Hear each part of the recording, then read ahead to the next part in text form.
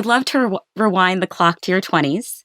If we can take the little time machine back in time. Mm-hmm. So you're a lawyer in D.C. You've just wrapped up your work on the Nixon impeachment hearings, and then love gets in the way, and you end up moving to Arkansas, Mm-hmm.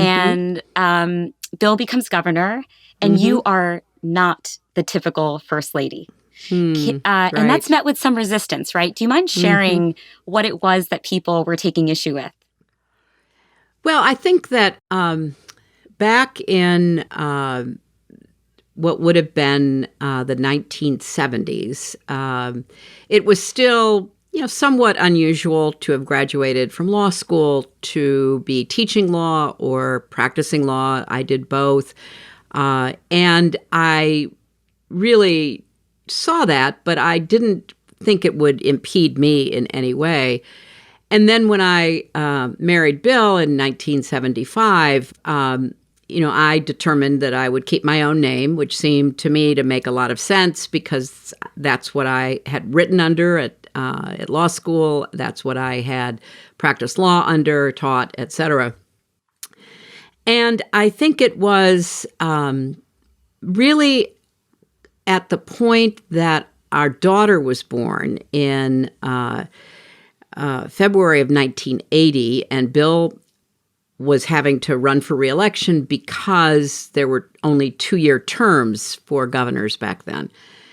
And the front page announcement was Governor Bill Clinton and Hillary Rodham, announced the birth of their daughter, Chelsea. It was probably that moment that really pierced people's public consciousness that, oh my gosh, she has a different name.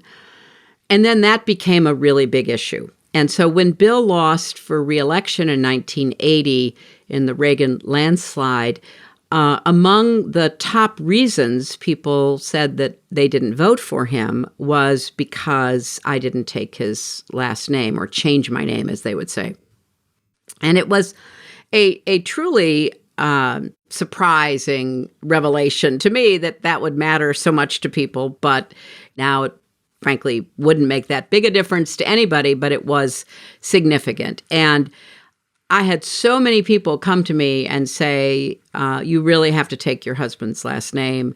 You're really stopping him from being able to run again and be governor again. And there's a lot at stake with him being governor.